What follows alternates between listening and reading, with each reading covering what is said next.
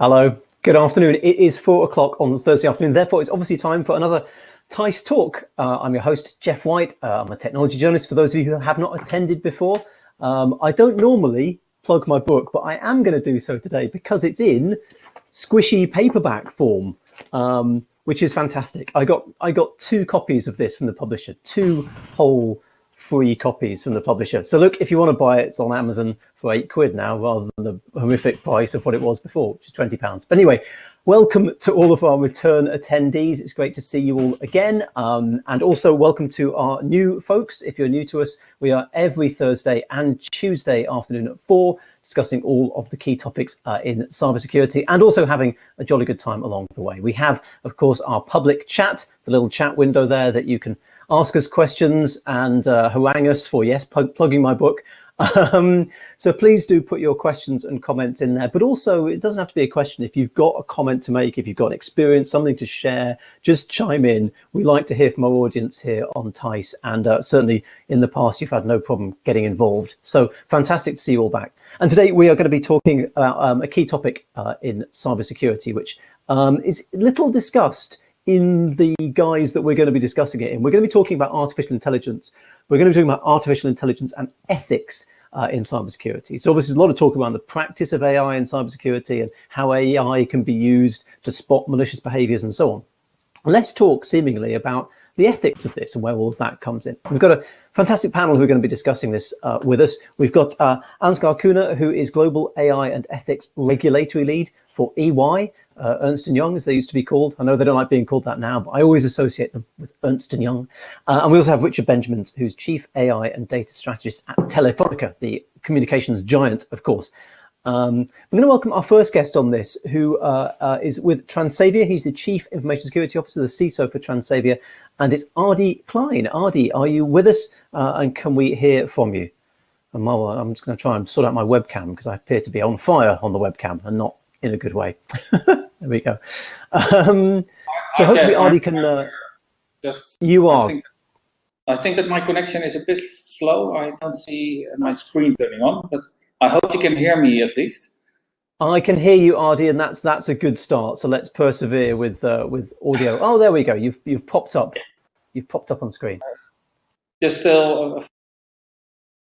Oh no! Maybe you switched sides on me, Adi. You're now on my left side rather than my right side. Yeah. Hopefully, still hearing us.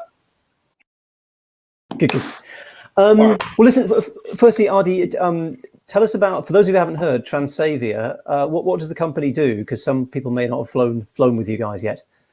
Yeah, well, Transavia is a Dutch airline. It's part of the KLM Air France group, but it's independent within the group. So it does have its own budgets and all the things that it has to do it on its own, but it's part of the KLM Air France group.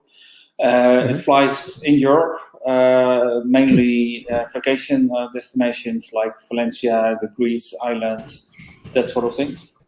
Of course, like all airlines, a lot of hassle with Corona and a lot of discussion about how to survive the next period, especially since we thought there would be a great summer coming on for vacation, but in Europe is turning step by step once again red, so we don't know what is going on. So yeah, and I've been the CISO since February this year, so very recently joined Transavia. Yeah. Before that, I was the CISO of the Dutch National Police. And how's that? I mean, in your role as CISO, how do the shifts affect you? So when the UK, for example, puts a particular country on our amber list, as a CISO, how does that impact on you? Does it impact on you? So it doesn't affect me as a CISO or my work. As I mentioned, since February I joined Transavia. So Transavia is investing in cybersecurity and security in general, even though there's a lot of hassle and we are losing money. Like all airlines, we are losing money every month, but they still want to invest in security.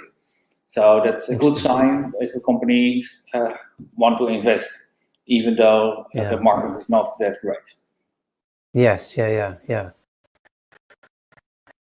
Interesting. I mean, we've had quite a few teissTalks in companies recently, and I do wonder whether, as a result of coronavirus, there's been this shift online. So I think companies are thinking, well, look, if everything's going online, we need to beef up our security.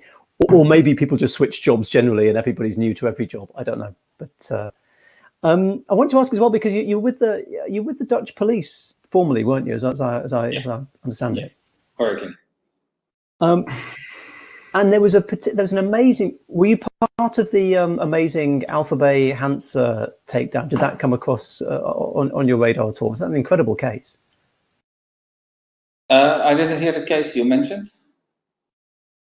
It was the dark web market takedown. Oh, yeah, so there's Alphabet and Hansa and yeah. It's always great.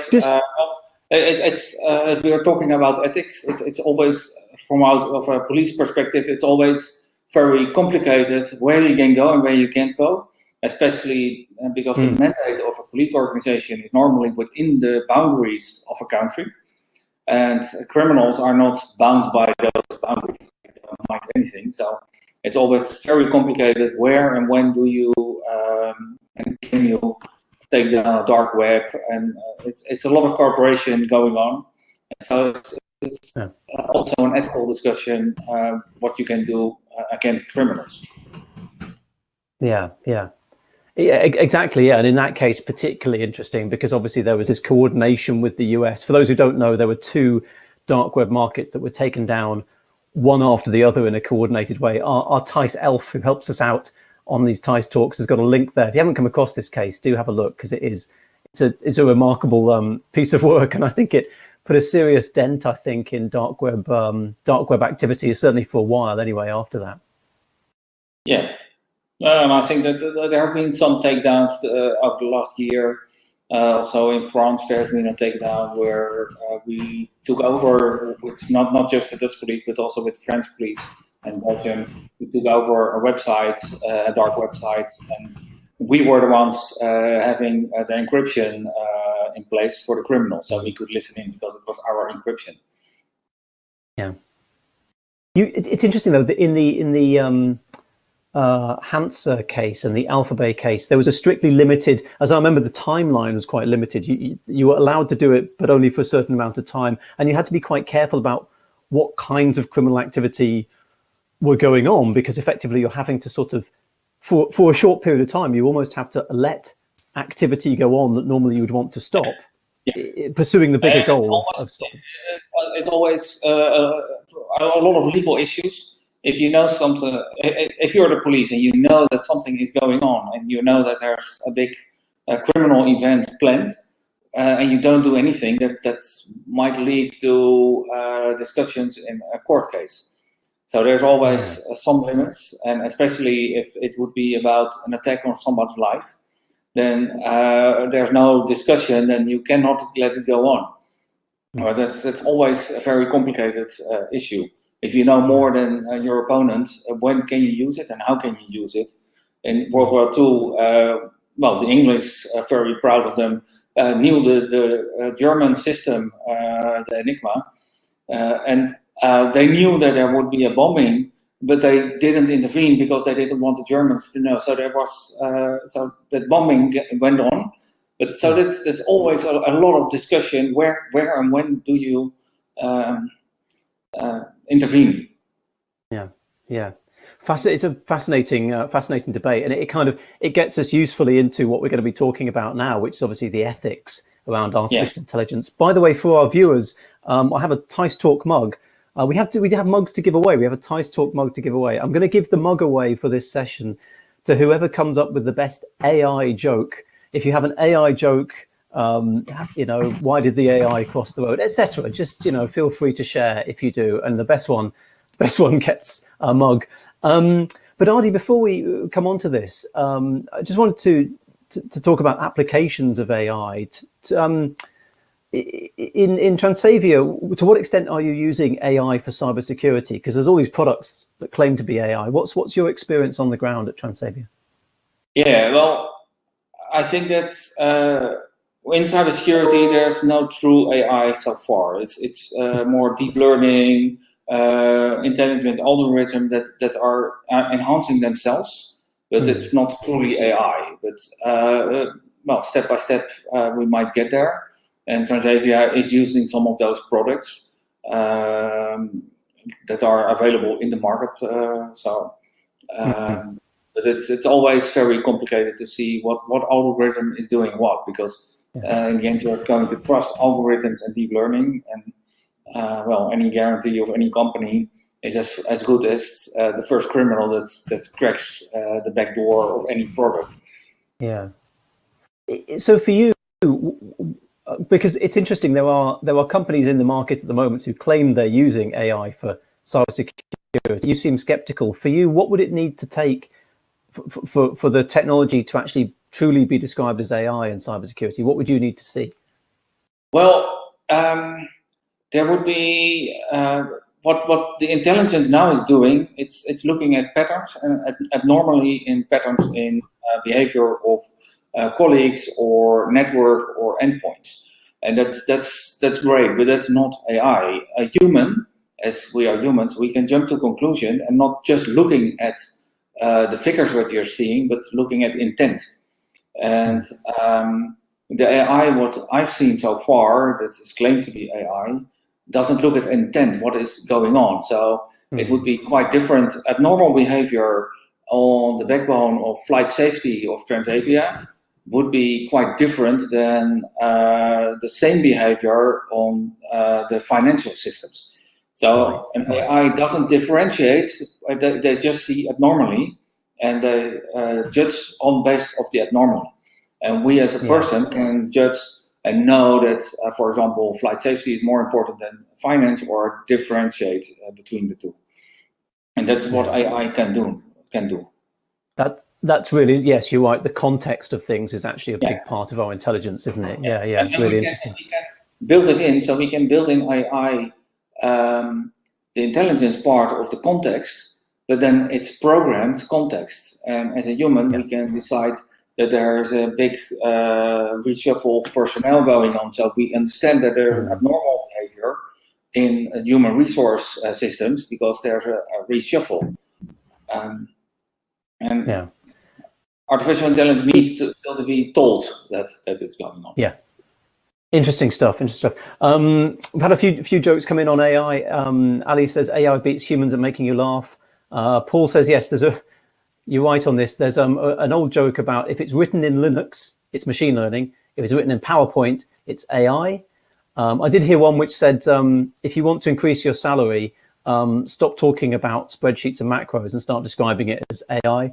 So listen, I don't want to get too bogged down in our descriptions of AI, because frankly, we all know that everybody has lots of different definitions. And I think in this discussion, for our purposes, we're going to be talking about AI, also intelligent machine learning type technologies in cybersecurity. And just in terms of the hazards with all of this, there was quite an interesting article a couple of days ago in VentureBeat.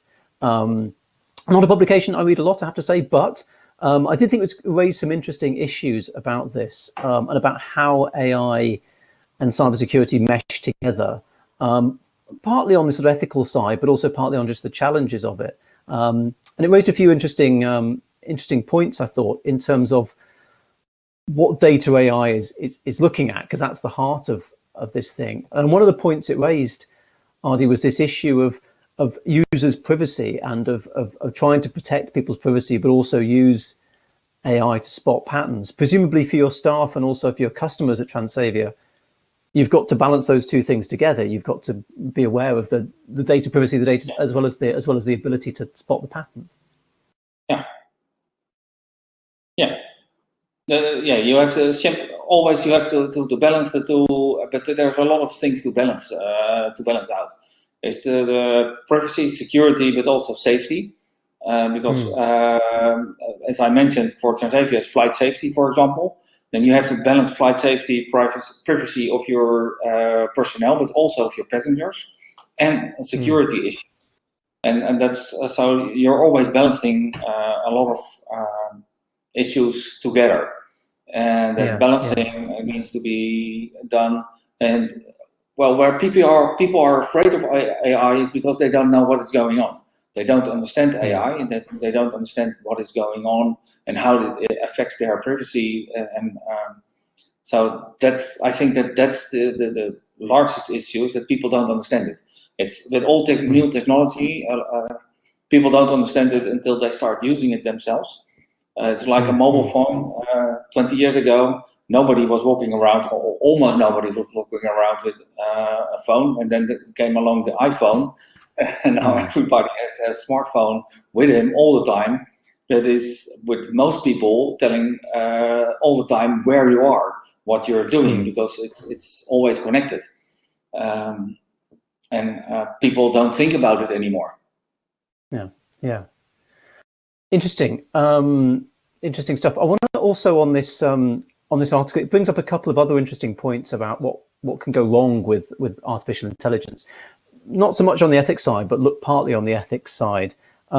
And it talks about aspects in terms of data poisoning, the idea that if an artificial intelligence system is looking at a particular set of data, it's possible for attackers to poison that set of data and effectively retrain the AI so that it thinks that certain behavior is normal, even though it isn't. And again, Ardy, is that a concern with the AI systems? Well, yeah. Yes, well, you see that even if it isn't hacked, people can program and learn a system to be wrong. Look at face recognition, where some face recognition didn't single out Obama because they didn't recognize, they were trained on white people, so they didn't understand any other facial aspects of other racial cultures. So, and that was even with the best intent. So data poisoning is a problem, and especially since we're not always on the front seat when a hacker breaches us. So we don't know when we're breached and what is going on. So if the training goes on fast enough, and they are, for example, the average time to find a hacker is almost 9 months. So 9 months, if somebody trains your system anew, then after those 9 months, you will never see him again. Yes. That's also, I think that's the difference between human and AI. We can be reprogrammed that way, that easy. Of course, there's always conditioning and that sort of thing, but we can see something that a computer cannot see. So there has always to be some system of human counterbalance on AI. Yeah. Interesting stuff. And I think that's a point that I've raised with a large cybersecurity vendor touting AI, who I won't name, but I do find that an interesting question of, if your baseline is already malicious and you're using that baseline to work out changes of behavior, how do you get around that? I think that's quite an interesting one. I want to bring in, so we've got our other panelists, and I want to bring them in now to discuss this. There's obviously much to unpack in this. So we've got Ansgar Kuna, who's Global AI and Ethics and Regulatory Leader at EY, and Richard Benjamins, who's Chief AI and Data Strategist at Telefonica, who are both going to be joining. Oh, you've popped up already. That's good to see. Hello, Richard. Hello, Ansgar. Hello. How are you doing?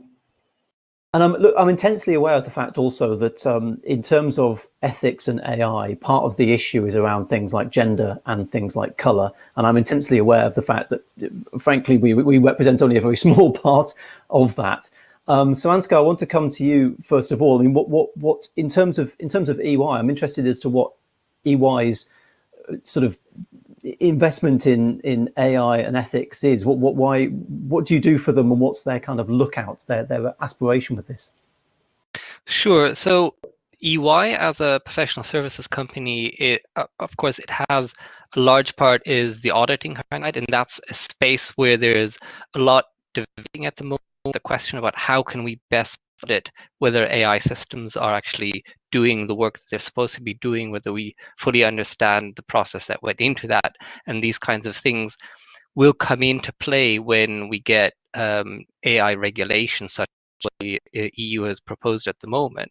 But there's also the large part of work that EY does around consulting, working with client companies to help them as they onboard AI systems, and they want to understand, what does this actually bring into the company? What kind of new risks does this introduce? Especially the large percentage of companies who themselves aren't actually tech companies. They're not the ones that are building these systems. They may be involved in training the systems, in tuning them to their particular circumstances, but they're not hardcore AI companies. So they want to have a better understanding about how do I understand the risks? And so EY is looking to support those companies in understanding these kinds of issues.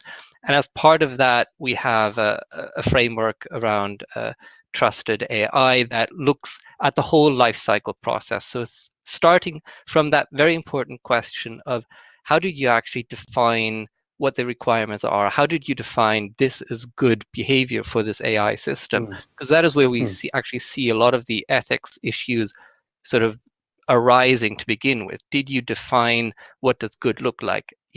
Was fairness part of your definition of good performance or not? And those kinds of issues. So yeah, quite a lot of issues arising actually.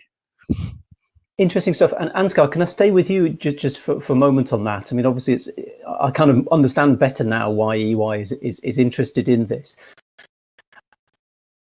But my experience of AI and my experience of ethics, I have to say, hasn't interfaced much with the cybersecurity. So I sort of see cybersecurity over here, and I'm aware AI exists in it. But the ethics thing I've thought of in different planes. For you, what are the key points where you think ethics touches AI and cybersecurity? It's absolutely true. The larger public discussion around ethics of AI has been focusing on things where people see an immediate interface with there's AI happening and there's something that I'm doing. Things like face recognition, especially in the use of by police, etc. But of course, cybersecurity actually involves a lot of similar things. We'll look at patterns of behavior, which is again something that you're training on a certain kind of data set. If people of a certain socioeconomic position are the only ones that you're using in your data set for training, their way of engaging with your platform is different than that from other socioeconomic platforms. So that means you will have one group being much more frequently flagged as potentially a threat and therefore getting blocked in their access. Any use of a security technology, if you wanted to say we want 100% secure, that means we're just going to have to block everybody. You always have to make a certain kind of trade-off of how many false positives, how many potential false negatives are we going to allow, and then, from the ethics side, there's the big questions. But are those going to be spread equally over the different parts of the stakeholders that you're engaging with? I think that's a really interesting point, and I can sort of see a situation where, without any malice, there have been scams, and often some of these scams tend to come from Nigeria. Has been, a traditional sort of center that people classically say. It's a cliche, but I can see a situation where you inadvertently filter messages from people with names from that country. At which point it's like, you've overextended your AI. You can see those issues coming down the line, I think, Ansgar. And by the way, Alice has asked a question. Alice, I see your question. I'm going to come back to it because I think we'll get to that a bit further down the line. I just want to come to Richard quickly now. Richard, in Telefonica, in terms of the cybersecurity suite, to what extent are you using AI? How's it going? What have you got in place? I mean, obviously you can't give us all the secrets, but as an overview, how much of it are you using? And in cybersecurity, how's it going? Well, we are using cybersecurity in two ways. On the one hand, we use it internally to protect ourselves. And then I think we use all the things that have been mentioned. We use AI for anomaly detection. So finding outliers of normal traffic that doesn't need any training. You just observe with the data, and if you see something that's very wrong, very different, then you investigate. But then we also have a B2B offering, where we offer cybersecurity directly on the network, because in the end we provide connectivity as one of our business value propositions. And of course, connectivity is opening to the world. So cyber security is very important, and it's actually a hugely fast growing business because we know we have all the attacks coming around, ransomware. And it's all about using training algorithms to detect, and it's almost an arms race. It's it's like with the virus detection, etc. Of course, it is becoming better and better. But on the other hand, you have more and more encryption on the web, so it's much harder to learn from the network data. Apart from the fact that it's very tricky, we are not allowed to look into data because it's all protected. So you have to use a lot of, let's say, tricks and heuristics and artificial intelligence techniques to be able to understand what is good and what is bad. And that's interesting, Richard, because that goes back to one of the points raised in that VentureBeat article, which was about this. Part of the idea of privacy was people using privacy enhancing technologies like encryption, but as an AI, you're trying to sort of see past that in that particular way. I want to go though, Richard, to one of the points. And by the way, somebody's mentioned in the chat just before we go on. Somebody's mentioned the. I'm just going to bring it up. That's right, Europol's report on malicious uses of AI, which I've got on my desktop and still haven't bloody read. So if the teissTalk can find the Europol malicious uses of AI report, that is actually a good one to stick a link into if we can do that there. But Richard, in terms of because you say you're both a vendor of both a receiver of AI, but also you've got a practice going out and getting it to other people. The stuff that Ansgar's talked about, the EU regulations, at the moment, what is the regulation around AI ethics and cybersecurity? How are you governed by that, if indeed there is any? Well, of course, we do a lot of AI to other things in cybersecurity, and the telco industry as such doesn't seem to be hugely impacted. And so there are in the regulation, there are like 8 categories that are high risk. Then there are things that are forbidden. And then there is middle risk, and no risk or a limited risk. It's especially the high risk, which is around. There's actually a lot for governments that is high risk, like law enforcement, facial recognition, social scoring. It's about employment, access to work, promotion, and laying off for work that's regulated, access to essential services, whether they're private or public, and also access to education, whether it's private or public. So if AI is used in those areas, that means that it is regulated. You have to fulfill some criteria. Now, the thing about cybersecurity is it's definitely not in those categories. Right. But there is a question about if it's a safety component for a critical infrastructure. Now, critical infrastructure is energy, is electricity, and water. There is no mention of, let's say, a network as a critical infrastructure. But I mean, we all know that. Oh, really? So so Telefonica wouldn't be included necessarily in that? Well, as it stands today in the formulation, it is not explicitly included, but they say things like critical infrastructure, like. So it's like it's an open-ended thing, but then there are other regulations around, not about AI, where network infrastructure is considered critical infrastructure. Now, if it's considered critical infrastructure, and a cybersecurity is about safety, then it's hugely impacted. And that means if you use AI for cybersecurity, then you need to make sure that your data is of high quality. Now, there's no definition of what that means, but I mean, that's what you need to do. Then you also have an obligation to set up a risk management system. So what can go wrong and what are the mitigation actions in the different situations. Extensive documentation, technical documentation of what the solution is, how it works, what is the performance. And then there is so things about impact, so intended use, what's the impact of people, and then that sounds like it's pretty onerous for those who are covered by it. By the way, we should just round this off. Ansgar, can you fill us in on what's happening with this EU legislation when it kicks in, when we'll potentially have to abide by it?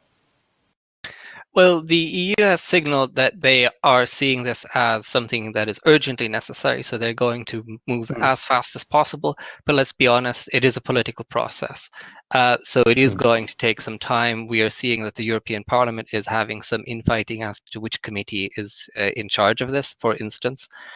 So the best guess is that the final version that's gone through the trilogues will be ready probably 2023. roughly in 1.5 to 2 years, and then there will be a 2-year period for to give companies sort of the leeway to implement it. However, we don't want to be in a position like many companies were with GDPR, that they've waited quite a long time until it was actually sort of close to the deadline and then try to rush to do it, because a lot of these things, to do it properly, you will need to think about it from the point of when you're onboarding the technology. You need to get the right kind of documentation around that, etc. So you really want to start to think about this now, even though the details of this regulation are still going to change a bit, but the general direction of this, I think we can be fairly confident will remain as it is now. Oh, and Sky, you're telling a good story there about how we all need to be prepared, but we all know businesses will leave it till the last minute, because that's what happens. Dave Cartwright said in the chat, in the Channel Islands, telcos are very much considered critical national infrastructure, and as Richard said, in certain contexts, certainly within the UK and EU, they are as well. It's just interesting about this, in cybersecurity, AI, are you considered critical? Alice has asked a question, Alice Evans, which I think it gets the heart of this. I'm really glad you asked it, Alice, because it's been on my mind as well. The issue of hacking back, which potentially could be done automatically under an AI system, is to what extent is that ethical? I just wondered, Ardi, I mean, obviously I think we're way off this yet, but you can see a point where some of the systems you might use will take action very quickly. How do you feel about that, about the idea of blocking or even attacking back? Blocking is always allowed, of course. You can always block an attacker. That's your issue, depending on where you block it. So if you block it at your entrance door, it's like a criminal trying to enter your house. You're allowed to block it, so there's no problem. But it's like in the normal life, if a burglar enters and you hit him and kick him out of your house, in a lot of countries that would be considered excessive force. So that will be the same discussion within AI and cyber. In the Netherlands, you have the police have the right to hack back, and that law is in place. And that is very regulated, but that's in a criminal investigation. So that's not AI. So we're not there yet. But there is always discussion: how far can you hack back? If the hacker comes from any country that's not your own country, and it might even be Russia, China, North Korea, and you're starting to hack back, the issue might be, especially if it's AI. How far do you go, and do you start a war without intending to start a war? You can have a cyber war on your hand just by hacking back. And we have had some criminals when the police did hack them, that there were attacks on the Dutch police from other hacker groups because they don't like us to hack back. So, and that's on a small scale. But if you start with AI and you misinterpret it, and you attack another government agency within, doesn't matter where, that might involve a lot of different questions on political and even criminal levels. So I think that AI and hacking back is very complicated. Yeah. It's really interesting. Dave Cartwright's got in touch on the chat. In my experience, businesses are terrified of using automated tools like IPS that can take action, i.e. blocking IPs or killing ports when they detect nefarious behavior. That's with basic automation. How do we address them being something even more terrified as using non-deterministic AI to do things more cleverly and less predictably, which to a certain extent ties into the discussion that we're having now. I mean, Richard, in terms of the consultancy work that Telefonica and the provision that Telefonica is doing for customers, presumably you're not at this stage yet of hack back, but if that was an option, how do you think that would pan out? Well, I think it's the same question. It is the same answer as Ardi said. It's really not a technological decision. It's about what might be the consequences. And if you do this, then if you use AI, you have always errors, in false positives and false negatives. Now, and it has to be a evaluation of a trade-off, between the fact that you can get it wrong and the impact that might create, and the fact that you don't do it and the impact that it's create. It's like the same trade-off that we've seen now in these years with COVID, where there's always this discussion about privacy and contact tracing.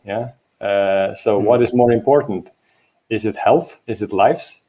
Or is it privacy? And the other question, what is more important? Is it lives and health, or is it the economy? So, I mean, there's a lot of technology that can do one thing or another, but this is really other decisions that are way beyond technological decisions and AI. AI, what brings in is it's more powerful, and the current AI is not, and so it makes errors. And it can make a 30% error, it can make a 5% error. So depending on the importance, you have to shift that error rate and the threshold of what is acceptable. And currently there are no rules about it at all. Ansgar, can I come to you on that then? As I say, we're not there at hacking back yet, but as this comes down the line, how do you think that will be how that will be dealt with by regulators? So I think one of the elements that comes into here, which we've seen a lot of discussion about in other domains around AI ethics, is also the issue of explainability. What if the system is going to do a hack back and you potentially get the wrong target being hacked back, and you can't explain why your system triggered this hack back or something like that? How are you going to deal with this? It won't be acceptable for you to say, well, my computer told me I was supposed to go and hack you, because in that case, all hackers can just say, no, I'm actually a security firm, and it just did that. So being able to explain cause and effect, really, what is it that triggered this? Why did we think that you were a particular target that for which this is a proportional response? And proportionality is, of course, an important guiding line in a lot of these kinds of questions about responses. And so that will probably be one of the things that regulators will be looking to is how can you show the reliability, robustness of your system, but also that the kinds of responses are proportionate, that you've taken into account the potential secondary impacts on innocent parties that are somehow going to be impacted by your response. But I think this isn't a domain that hasn't attracted a lot of attention yet, and so probably there isn't really a clear thinking yet around this at the regulators. As I've said earlier, it's the things that are obvious sort of uses and in immediate kind of sense of there's an AI having an impact that is attracting the attention. And cybersecurity is something that when it runs well, you're not aware of the fact that it's there. And so people tend not to really think about that so much. It's interesting. You mentioned in there as well transparency, which I think is a really interesting and important factor about this. Obviously, there's the AI, how it's applied, and then there's the fallout, but then there's being able to explain why that AI made those decisions. I mean, I want to go to you, Adi, first of all on this. You're a CISO, this is your responsibility. How comfortable are you with systems that are making decisions in ways that you might struggle to explain to the board? I mean, that's possible, isn't it? That the system can make a decision and actually interrogating it is quite hard, I think. Yeah. So transparency is needed, but we also need to look at we need artificial intelligence that does sometimes things that we don't understand because it also helps us. So there's a trade-off between innovation and control and transparency. So if we go too far with transparency and control, then AI doesn't work. So if we build an algorithm that everybody needs to understand and needs to be explained, then that's no longer AI, because any hacker would also know that algorithm and can bypass it because they know how it works. So there has to be some differentiation, and AI, well, that's even with intelligence with people. Some people do understand mathematics and some people don't.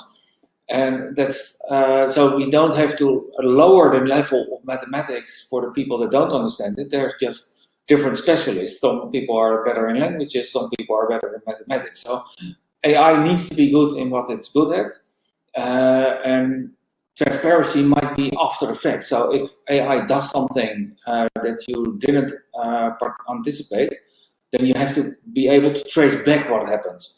If you can't trace back what AI decided and why it decided, then there's the problem. You don't have to anticipate every decision AI makes, because that's no longer AI. So I think that there should be a big data log making all the steps clear, that you can go back on transparency after the fact. That's an interesting point. I mean, Richard, I want to come to you. It's an interesting point that I haven't really heard before. Of, in the way the reason to use AI is because it will make a decision you don't necessarily understand, and it teaches you. I mean, is that something that you agree with? Can you see merit in that? Well, I think if you look at transparency mostly comes into discussion if you have opportunities. Yeah, so you apply this technology, and you decide what credit interest give to customers, or who have access to public, etc. And then transparency is important because citizens and customers have a right to understand. Yeah? If they refused entrance to a certain school or a public hospital, they have to understand why. And so the whole transparency discussion comes from that perspective. So that's you want to do something good, and it might have some negative consequences, and you need to mitigate that. Yeah? Now, if you apply it to avoiding the bad, because that's what cybersecurity is. Yeah? It's not doing good or doing something good. It's avoiding the bad. Then actually it becomes really different discussion, as Ardi just said. Yeah? If you are transparent with your algorithm, actually everybody understands this, and they're going to trick the algorithm. Yeah. So it's transparency. Of course, you don't want the bad guys and the bad women to understand, to have understanding of your article. However, for the company who is deploying those algorithms, or buying those algorithms, and maybe even for the regulator to allow them, they have to have certain understanding of how this works. Yeah? Because maybe it does something very stupid or very strange, and then who is accountable for that? So I think it is very important to understand, so to take into account the accountability principle, which means that even if I don't fully understand how this algorithm works in terms of protecting, I still take full accountability. Yeah? So it means if something goes wrong, I'm responsible. Yeah. So I think that if you have no full transparency, you can still decide to use it in certain limits. Yeah? And I think the limits are different if you use it for, let's say, for a normal business, or for avoiding attacks. But you still have to make that decision in an explicit manner. Yeah, really interesting. That's a really thorny issue, actually, that we've got into, of how do you both be transparent but also protect your security systems. I think that's the crux maybe of this. Ansgar, I just want to come to you with our last question. Alice has asked this. What do you think about the possibility of defending against AI systems that hack our political systems on a scale such that humans couldn't detect? So this is going to be tying into things like fake news, manipulation of opinion, all of that kind of thing. Well, I guess one question is this cybersecurity, or is this more, it seems like it's more the general kind of question of how do we deal with some kind of malicious uses of AI?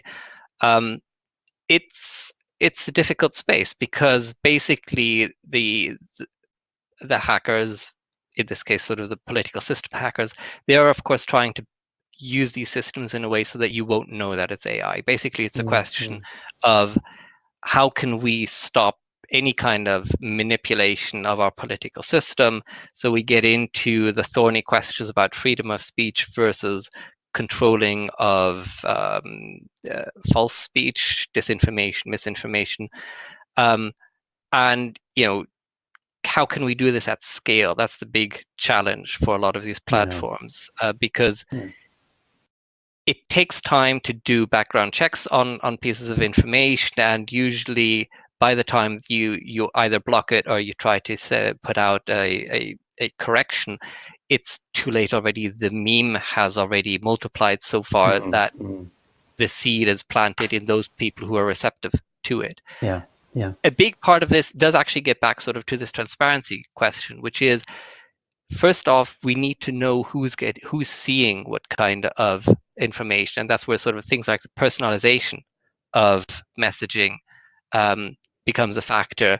It has become much more difficult for a political party to know that certain people are receiving certain misinformation about that party, because nobody in their kind of sphere is receiving that kind of message, and therefore they don't have a chance to respond to it. So looking at how the platforms need to provide some kind of transparency about the types of messages that are going on, but this is a very thorny issue. Yeah, you're not kidding. I would like to comment something on this, yes, if you allow me. Yeah. Because I think this is actually, so we're all speaking about the manipulation and influence in elections and those kinds of things, which is the political security. I think a big part of this has nothing to do with AI used in cybersecurity. Yeah? This is about that certain content, and that happens to be fake news, is much more likely to get viral in the platforms than other content. And it polarizes things. And in the end, so we've all seen, so you all know this documentary, The Social Dilemma, where they explain how Facebook's algorithms actually are optimized in terms of their business model, that the more engagement there is with the content, the more money they make. So people who are liked have a propensity to read accept certain content and share it, and that, so they want to stimulate that. And it happens to be that the content that is most engaged is the content that shouldn't be. It's controversial content. And this is mostly, so it is kind of bad people who use a good platform to do a bad thing. So it's not right out hackers who have their software, use their AI and want to attack. No, they actually use a legitimate platform. And the consequences, I think this is a unintended consequence of something that spiraled completely out of control. And nobody who has power has a clue of what to do with this. Should the platforms be regulated? It's always the free speech stuff. So it's a very thorny and tricky thing, but while we're discussing, this is still it's happening, and it's getting worse and worse. Yeah, interesting. Yes, and obviously as we've seen in the UK, recently after our Euro 2021 or Euro 2020 final, the algorithms apparently at social networks can't tell when pictures of a monkey and a banana are racist abuse after that thing. So we've got a long way to go is all I'm saying. But look, that's been a fascinating discussion. I want to thank all of our panelists. By the way, we had Paul McCallum left a comment, which I thought was interesting, which goes back to our point about transparency and be able to explain AI and particularly explain it to the board. He says this is all about explainability. When it comes to automated/AI in detection and response, where does the CISO or SOC stand? Which is a good point. And Dave Cartwright said, spot on, Paul. So a bit of a love in for the two of you there. But I want to thank our panelists. It's been a really, really interesting discussion. Thank you all. It's been just a really, really fascinating chat about this. Ardy Klein, who's Chief Information Security Officer at Transavia, Ansgar Kuhner, who's Global AI Ethics and Regulatory Leader at EY, and Richard Benjamins, who's Chief AI and Data Strategist at Telefonica. We are back. And also author of a new book. And also author of a new book. Oh, yes, there you go. What's Data Driven Company? Yes. Yeah, it's out today. Go buy Richard's book. Maybe the Tice Elf can get a link in the chat to that book quickly. Well, I tell you about next Tuesday's chat, which is going to be about this is a good one. Third-party risk management, vulnerability testing your suppliers. This has come up in conversation after conversation we've had about these third-party attacks. How do you vulnerability test your suppliers? Jenny Radcliffe, my co-host, will be talking about that exact topic next Tuesday at 4, and I'll be back on Thursday with something else. So do please join us. Have a great rest of the afternoon. Thank you again to our panelists. Thank you to our attendees. We'll see you at another teissTalk soon. Cheerio. Bye-bye. Thank you.